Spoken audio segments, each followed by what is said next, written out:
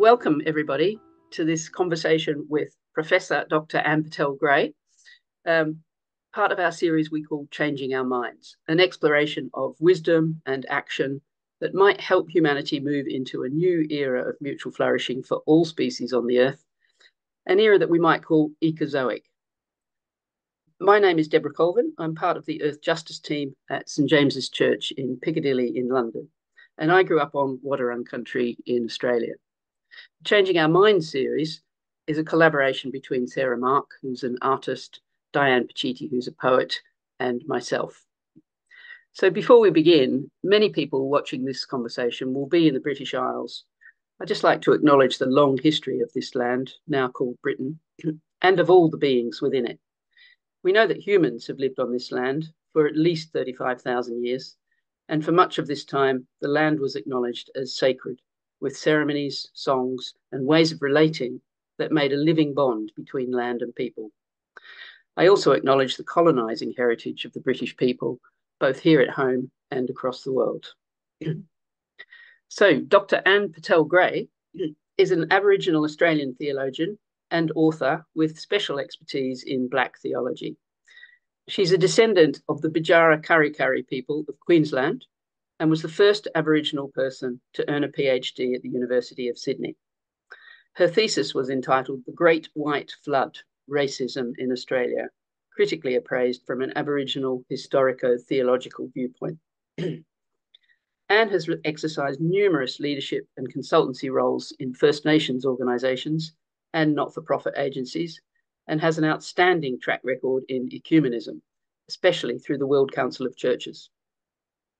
In 2022, Anne was appointed Professor of Indigenous Studies and inaugural head of the School of Indigenous Studies at the University of Divinity in Melbourne. So, Anne, a really warm welcome from us. We're so delighted you're able to take some time away from your many commitments to speak with us. My pleasure. My pleasure. Thank you. I wonder if you'd tell us a little bit about your background and how you come to be doing the work you do.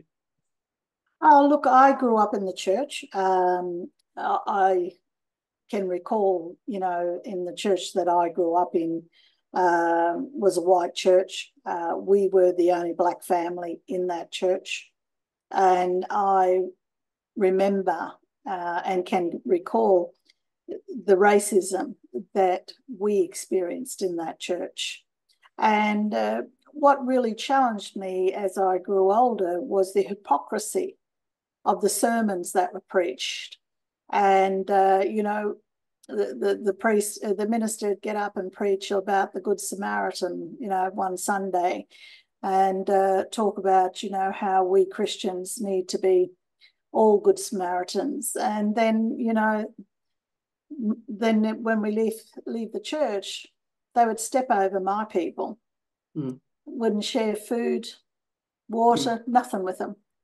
And, I had to question this level of hypocrisy and began to wrestle with what kind of theology did these people hold? Do you know what I mean? Because my understanding and what I was interpreting from the Bible was, a God that was not only vicious, but also loving.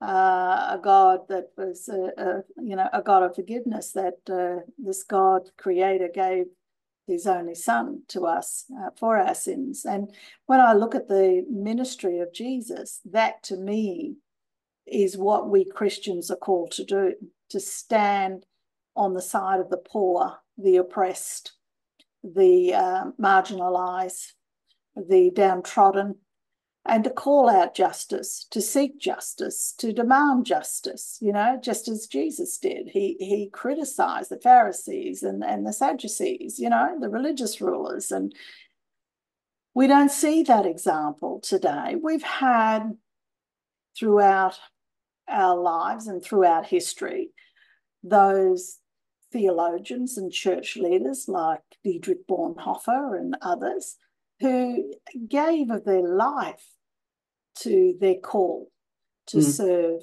Christ, and did that without any complaint or, seeking recognition and notoriety for their sacrifices.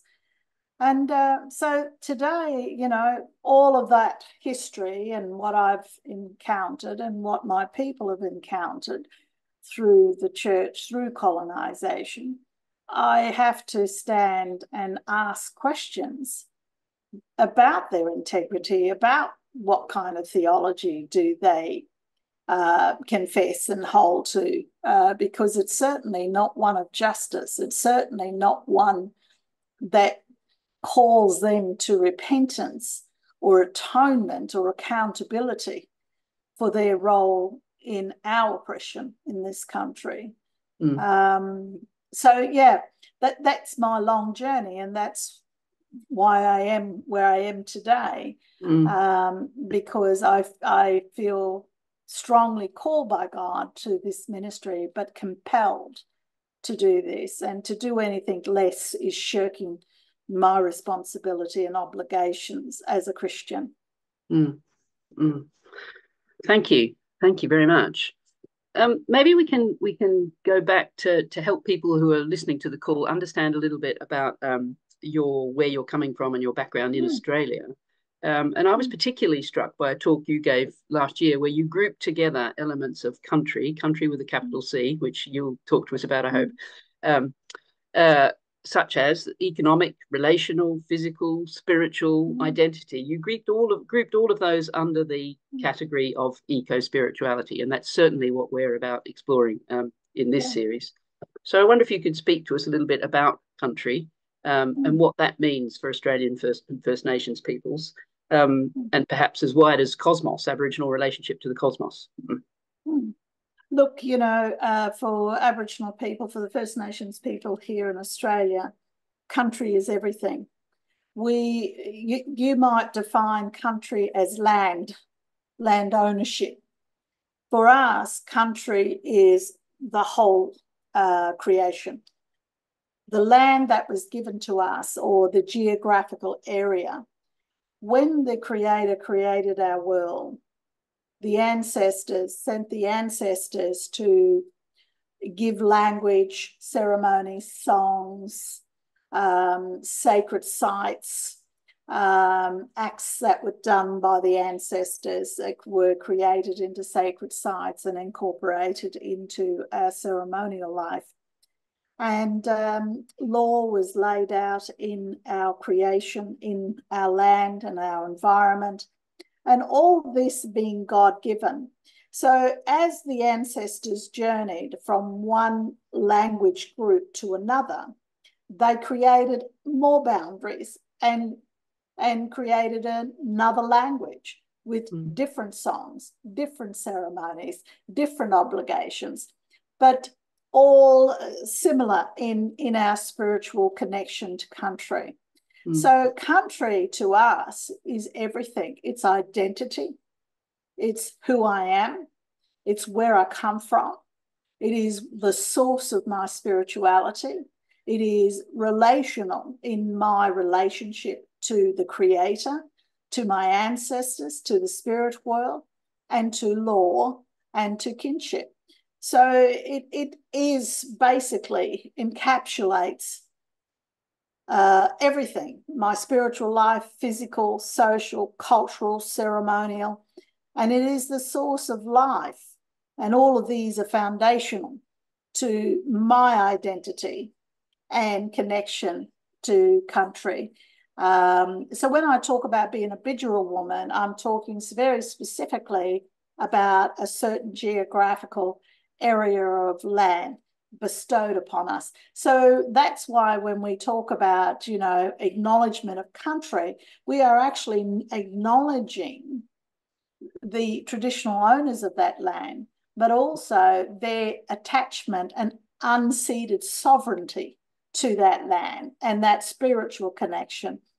So I'm in the process at the moment of writing a book called Aboriginal Spirituality, which I hope will come out by the end of this year.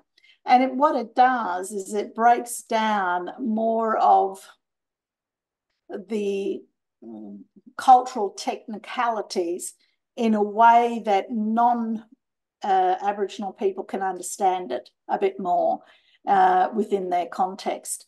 But it gives far more detail to what we mean by country. Just recently, we've had a theologian speak, Reverend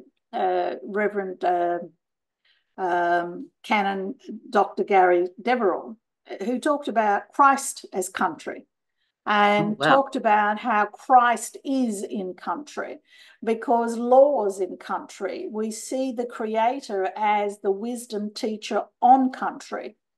So all of this is so spiritually entwined and connected that we can't see separations within our spiritual life and our, how would you say, everyday life.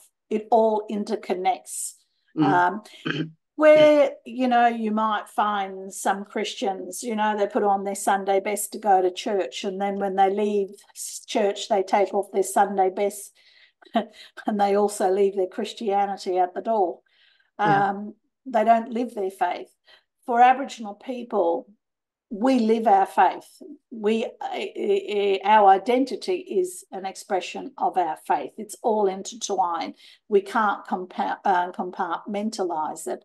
So it is an essence of who we are as a people, and it's critical to our core of our identity. And the fact that it is so integral to the land that you are on. Has huge implications for the way that you care for land, the way you live land. That one of the things we're exploring is that's been lost in the West. We've lost that spiritual connection, and that has caused devastation.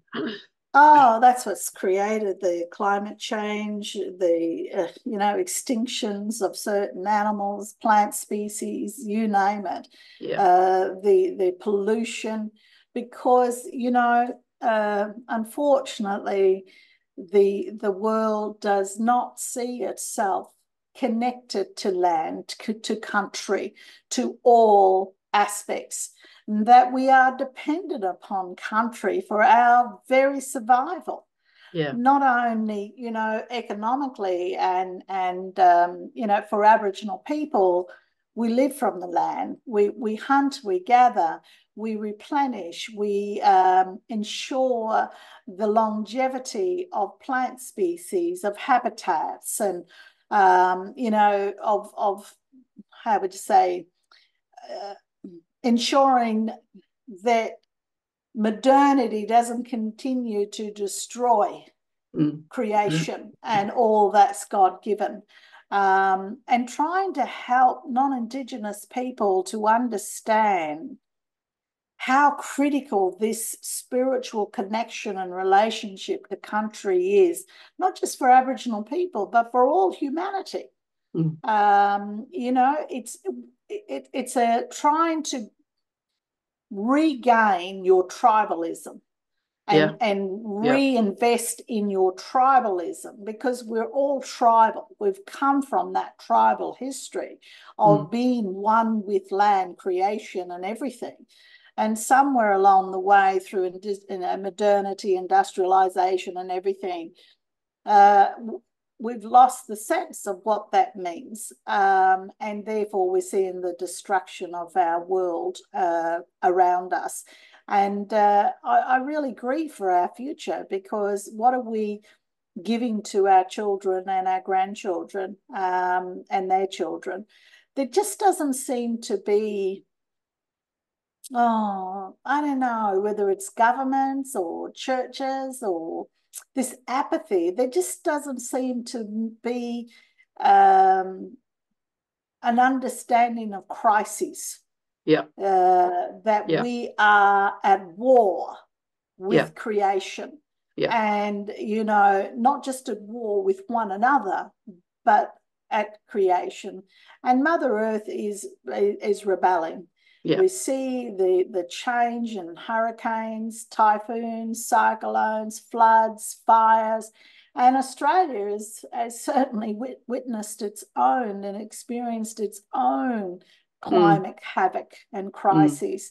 Mm. And yet we still don't want to talk about it, still don't want to hold multi-million-dollar industries accountable for what they're doing, and or our governments. We still want to continue to vote in governments that couldn't give a damn about our environment. So I'm at a loss as to, what is driving us.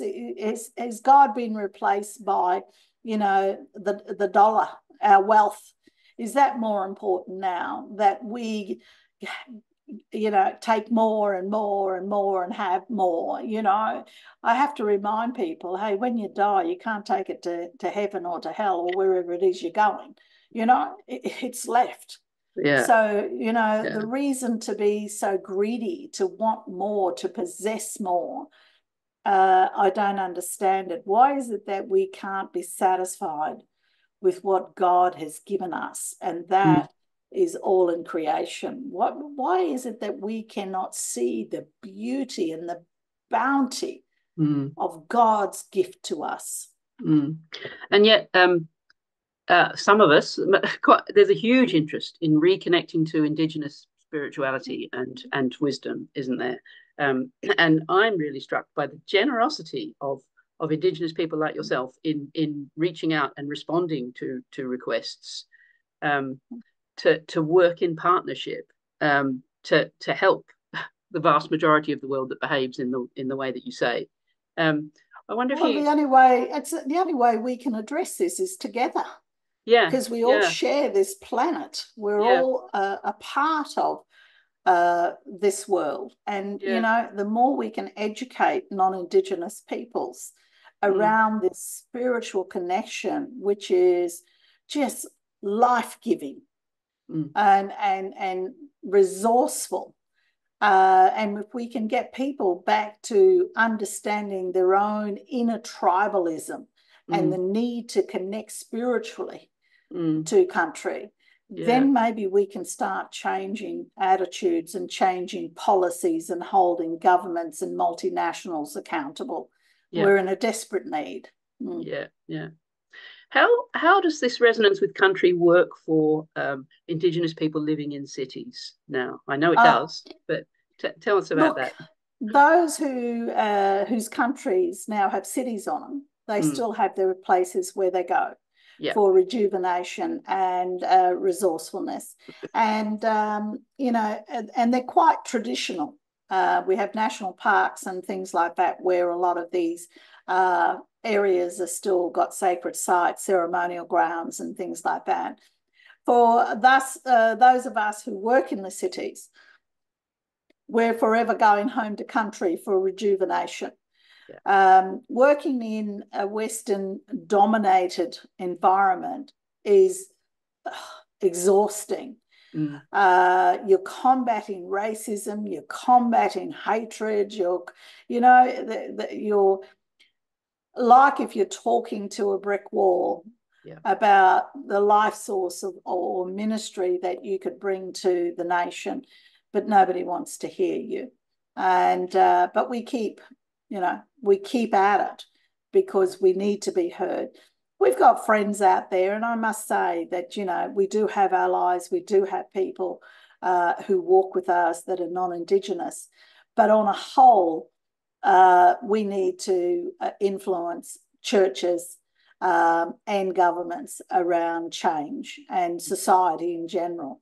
In Australia, we've got many diverse cultures, people from all over the world who have come here and made their home here, looking for a better life. And it's these people who don't know anything about us. Our government doesn't teach about First Nations peoples in schools, let alone universities half the time, we aren't core curriculum. So a lot of our history is not taught.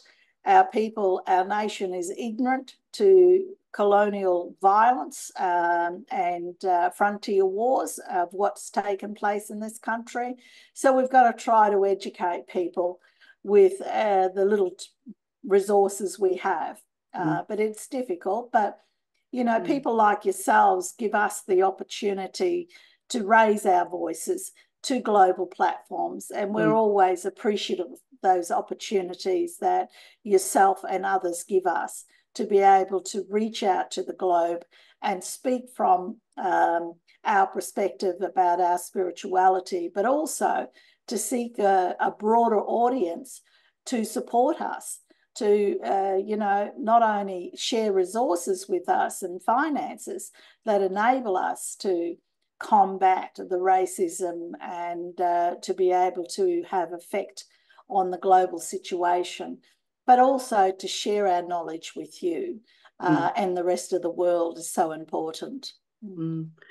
Yeah, and hopefully change our own behaviours. It's certainly what we try and explore, you know, the way we express our spirituality. So we have regular liturgies outdoors where we just stop and listen quietly into the garden or wherever we are. So we are in the very heart of London, trying to re-engage with our physical local place where we are, which seems you know, there's nothing greater than the cathedral given to us by God, and that's creation.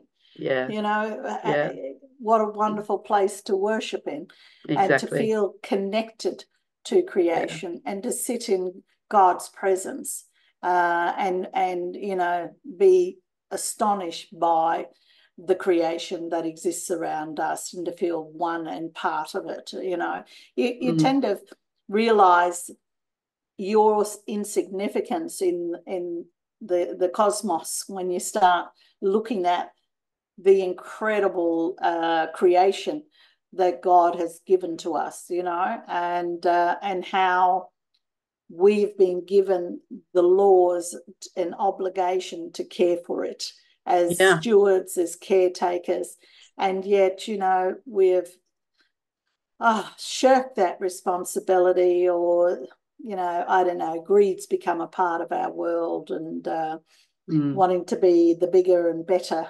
industry or world or power base, that we've lost sight of God in the whole process, which is pretty sad.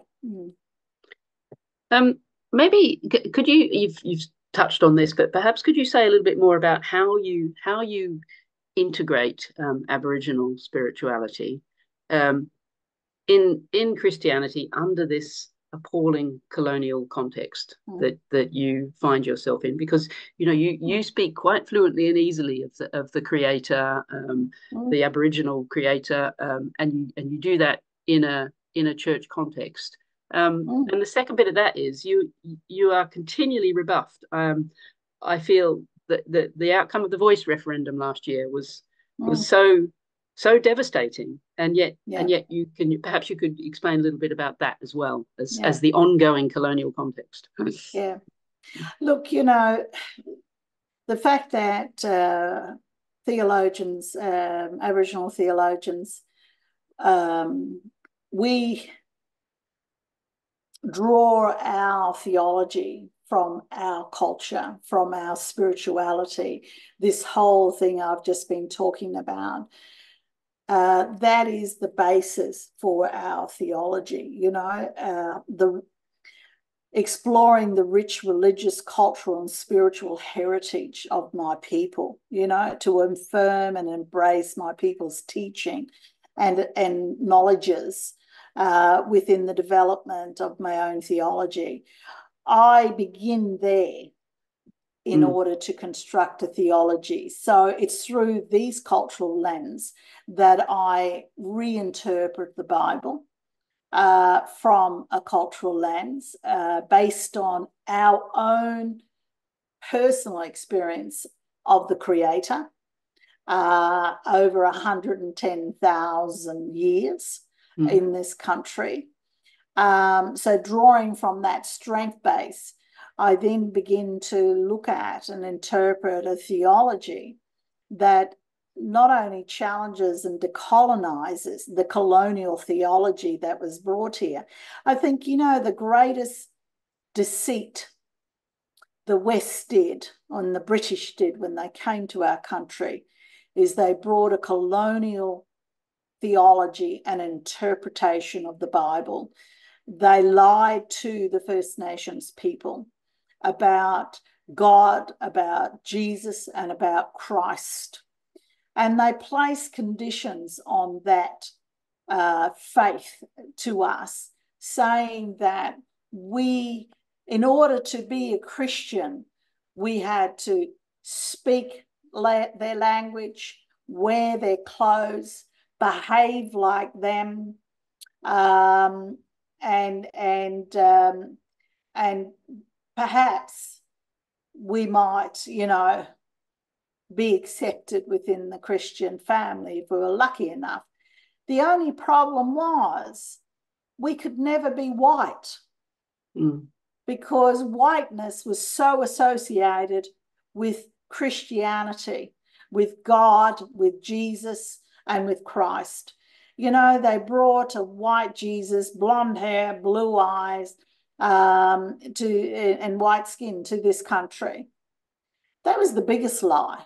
Yeah. Because Jesus was anything but white. Please, you come from the Middle East. And you know, black scholars in the US have already determined the genealogy that Jesus was in fact a black man with kinky black hair and brown eyes. You know what I mean? So how could we possibly find God and Jesus or the Trinity through this lie? Because in order to connect, we had to hate ourselves, because they portrayed us as pagan, as demonic, our culture, our spirituality, and that being black was, you know, to be forever a slave. So, you know,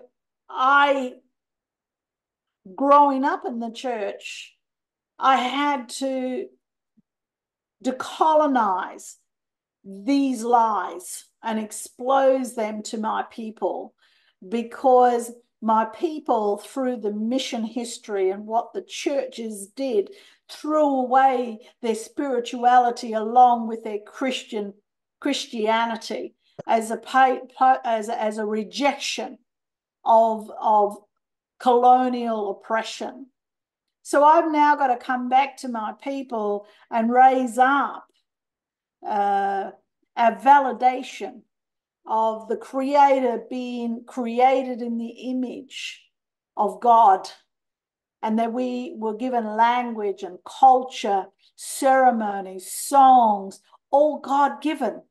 Yeah. Genesis tells us that and affirms us and our humanity as good. So I've got to, and we've got to, repair the damage done to our people, the trauma that has come over the 250 years of colonization in this country. And, you know, the churches pay lip service to this history. You know, some say, oh, I'm sorry, but there's no reparations. Yeah. There's no atonement. Yeah. There's nothing to repair the damage. We still find ourselves in fourth world poverty. Yeah. You know, we're in a worse place than third world people, because we live in a first world economy, and yet we have no access to those funds. And we are confined to a fourth world poverty, because when we go overseas trying to seek money, they say, but you live in Australia, a first world economy. They don't understand that, you know, we are so poor and marginalised that they think, well, why isn't their government giving them money? Well, because there's a whole history of theft, you know, genocide. So, you know, they're not about to acknowledge their wrongdoings. They won't even give us a treaty. And, that leads into the referendum, the vote that we had in October of last year. Two questions.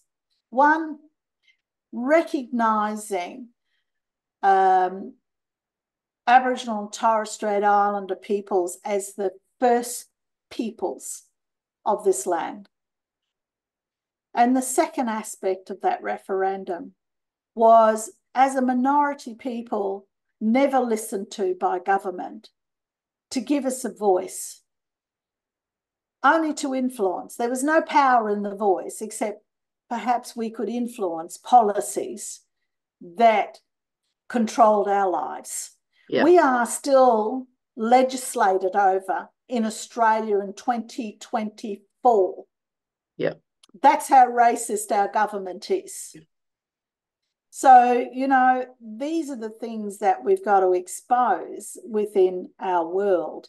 And the fact that Australia overwhelmingly voted no to both of those questions spoke volumes about the systemic nature of racism in this country, and the fact that the majority of people in this country couldn't give a hoot about us.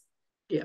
And these two aspects of these votes had no impact on anybody's social, economic, political life at all if they voted yes. It had no impact on the broader society, except it meant everything to us to have something little, and it's only little, but it would have meant a lot more.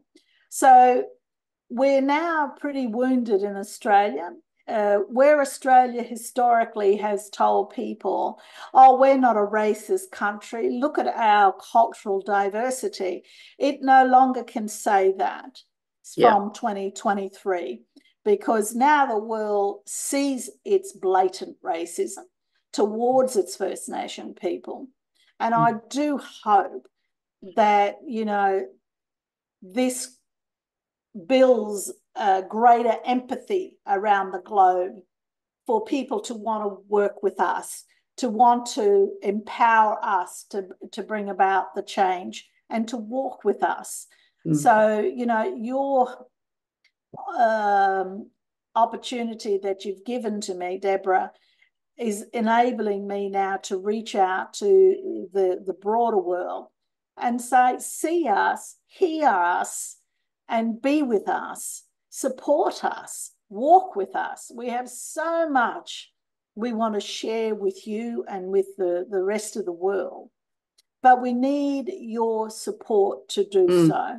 And we need you to open the doors to allow us to be able to share this knowledge with you. Yeah. So this conversation is we've always recognized that this is the start. We're not just, doing a talk. We have to really think about where that goes next. And at the very least, I'm thinking as you speak that, as you probably know, there's a huge Australian diaspora in London. And we are, many of us here, and I think variously connected. Some of us really stay connected very, very well with Australia. I'm not very good. I don't. My life is very much here these days. So it's a long way away. It's a very long way away, and the journey is horrendous. Yes. So yes. Yeah. Well, that's another story. Why do so many Australians leave? But there we go. But yeah, that's really, I'm also put in mind of something I heard you say once, that you said the colonists brought Christianity to Australia in a flower pot, and it's root bound. I think you said that a long time ago. Yeah, and it remains in the flower pot. What do you think's happened? Do you think it's still in the pot? Are there signs? Yeah. God, yeah. Look, really? It's the Indigenous people who are rooting an Indigenous theology that is Indigenous grown. It is not the church. The church still don't listen to us. Really? They don't value what we have to bring to the table. The School of Indigenous Studies that was just created, Deborah, and established, and which I'm the head of, and was appointed in 2022. Not one church financially supports us. Not one. That speaks volumes about the racism. It does. And you know, and I'm desperate and talking to people overseas to fund us. So how are you funded? Me going out and begging for money. Really? I'm individual Christians give me, you know, inheritances. You know, some of the mainly it's just individual Christians who are walking with us, who are making donations to us, some considerable donations, some Christian and what would you call them? Philanthropics, small donations, but we're desperate. I'm desperate to try to set up a endowment. At the moment, I'm just putting together a major gifts proposal to take out globally around how different churches, organizations, corporates can establish named chairs, endow named chairs at our schools for our faculty. So we never have to look for money again. Yeah. You know, I want to, you know, this is my legacy, and this is a legacy that I have dreamt of, to be able to establish a school like this that is headed up by First Nations people, driven by First Nations people, and educating First Nation peoples and leaders for the next generation. And so there's a lot of resources I have to get. Yeah. And prior to this, we Aboriginal and Torres Strait Islander people were excluded from church theological colleges until this was established. So that speaks again, the last bastion of white supremacy, as I call them. And we're still looking in, trying to become part of the core curriculum in our country. Do you know, Deborah, had we had within theological education an Indigenous core curriculum, we would have been able to equip our clergies, all clergies, not just black ones, all clergies, to engage in this conversation with knowledge, skills, and with the tools to be able to educate their congregations and to call out the racism that is systemic in our churches, and to say, you know, you can't be racist and call yourself a Christian. Yeah. Because it just doesn't go there.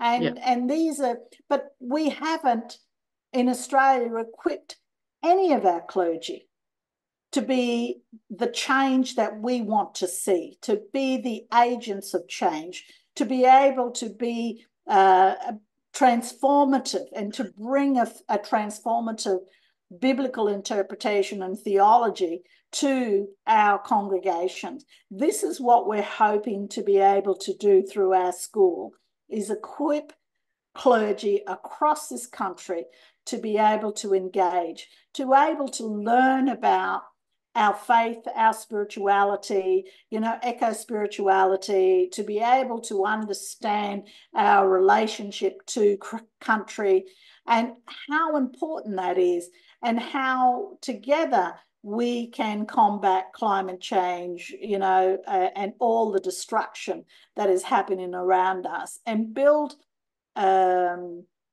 more informed leaders around this space within our churches, to be able to also hold governments accountable.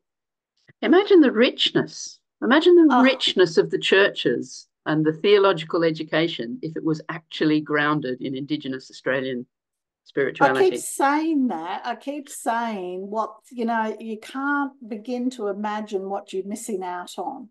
Yeah. Because, you know, you're talking about an ancient culture. And not only that, Deborah, the oldest living culture in the world. Yeah. You still have at your fingertips, and yet you still ignore it. Yeah. and the worth that it has, the wisdom, the knowledge it has to share with you. My God. So that's why I'm offering it to the rest of the world, because, hey, maybe by educating the world, you'll then have influence on Australia to say, wake up, because Australia is so influenced by the global opinion of what they think about it. So, that's why I'm out there doing what I can in the globe to be able to bring about that pressure, and to give you the knowledge that Australia is not interested in. Well, I'm starting to imagine lecture tours and things for you here. I'd be more than happy to do that. Won't get ahead of myself, but I mean, it's so exciting, isn't it? Given the challenges we face, that if we could somehow, all of us, root ourselves back. I mean, I've spoken to other Indigenous folk who say, you're all Indigenous. We're all Indigenous to Mother Earth. It's incumbent on all of us to regain our link to that. Well, I call it, reconnecting to your tribalism. Your inner tribalism, because it hasn't gone. It's just that you haven't nurtured it, you haven't fed it, it's gone dormant, and it now has to be rejuvenated and brought back to life, and it's spiritual. Yeah, so absolutely. It's how to touch into that spiritual depth within yourself where it exists. And that's where, we hope to champion that, to enable people to regain their tribalism and connection back to country. It's just so important for us to be able to do that. Do your people come from Europe, Deborah? Me, yes, largely Celtic. So, have you been there? Oh, yeah. I mean, I have a tremendous connection to it. I felt well, you know what I'm home. talking about then, Yeah, because absolutely. The sad reality is most Australians have disconnected from their heritage. Yeah. And, colonial Australia, and still Australia today, saw this land as a land to be conquered. Yep. The environment was savage and brutal, and they had to defeat it. The way they portray the land and the environment is quite hostile. And they didn't see it as a friend. But also terra nullius, something empty to be taken. Oh, God, yeah. Yeah. It had to be tamed. And, when you go home and you find your roots, do you then begin to understand that spiritual connection that's in you? It's hard to put words to it, because it's a feeling, it's an identity. And that's where I try to describe that spirituality, being spiritual, physical, social, cultural, ceremonial. It is the foundation of our identity, and it describes our connection to country. And that connection to country is God-given. So it's all encapsulated in the spiritual world. And our connection to the Creator. How do we have a relationship with the Creator if we're disconnected from what was God given to us? And that's identity and country. From where we grew. Exactly, where your faith grew, change is going to come through people of faith. And that's going to happen by transforming the faith. I agree with you. And that's what part of our job is about, transforming who we are and how we see each other and how we express our faith, and what does that mean? Do you know, Anne, I've got some questions here about models of partnership and all sorts, but I think you've said it fantastically and passionately, and it's so inspiring. Can I maybe just finish with what gives you hope? And what I'm not perhaps going to say what's your vision for the future, but what are the steps? What pulls you on? Look, what gives me hope is people like you who reach out to us and who give us a platform to give us a voice and give us recognition. That's my hope, because in Australia we're invisible. We are silenced. We're not to be seen. and we're not valued. So when people like yourself give us these opportunities, we feel valued, we feel seen, and we feel heard. And that's my hope. And I hope there's more people like yourself, and it is growing, that continue to do this for us, because it's you that is our hope for the future. Well, I'm going to put that right back to you and say that you and your work and your connection to spirituality holds very much of our hope for the future. God bless. Thank you. God bless you. And thank you so much. And I have no doubt we'll be in touch.